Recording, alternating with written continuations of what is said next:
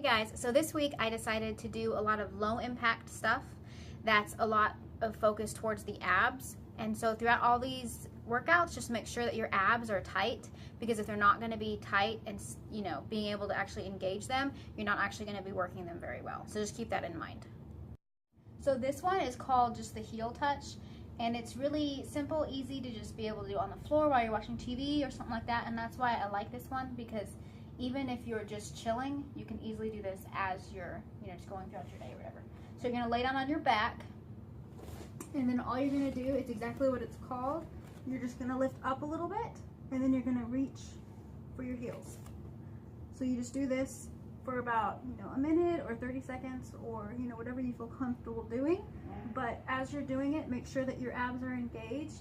And what I do as well, I just kind of naturally do it, is I also keep my legs tight too, because I figure if you're going to be on the ground working out and doing something, you may as well be working as many things as you can. So then you just keep them engaged, and you can just do this. Now this one is called the Spiderman. It's also why I like it. Like, I like all the ones that are Superman, Spiderman, Supergirl. I love all those. And when you have a fun name, I'm just more apt to do it. But this one's called the Spiderman, and all you're going to do is you're going to get in plank. So make sure that in plank your hands are over or right under your shoulders, and then, like I said, make sure that your plank is correct. And then all you're going to do is, hence why it's Spider-Man, you're just going to do that, and you're going to touch your elbows, or at least get close to your elbows.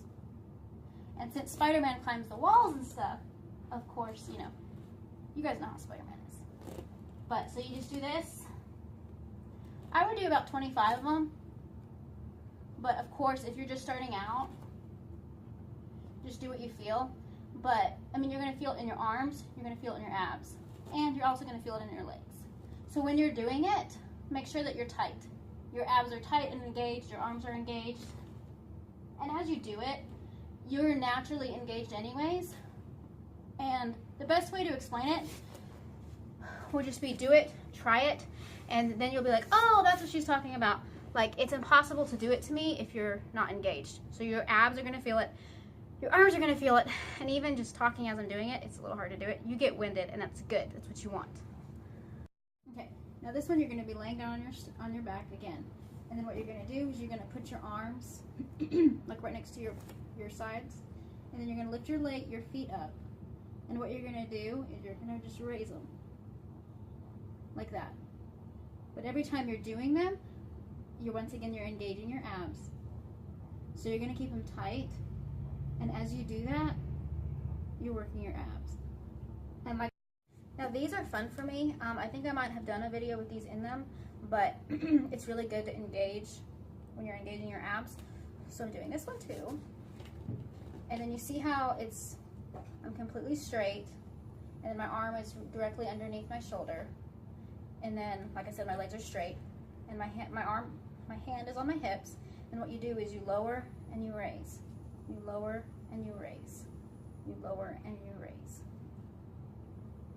And I would do about 10 on each side.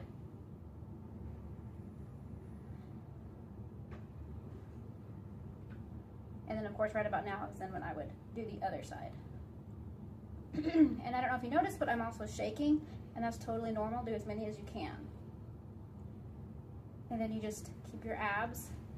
And this part is a bonus stretch, because especially as I was doing those, I was noticing that my arms could easily cramp up doing those. So before you do these or after, just stretch that rotator cuff out so you don't end up straining yourself. Because like I said, you end up using your arms a lot in those ab workouts. So you just do that. Hey, so for this toddler workout, in honor of all the ab stuff, you're going to want to do this. And of course, if you have little ones, then have them do it with you as well. It's called the crow, and what you're going to do is you're going to go on your stomach. You're going to go on your stomach, and then you're going to tighten up your bottom, and then you're going to technically, see how, you can't really see, but my calves are off the ground. But as you do that, it's a really good relief stress for your abs. So little kids can also do it.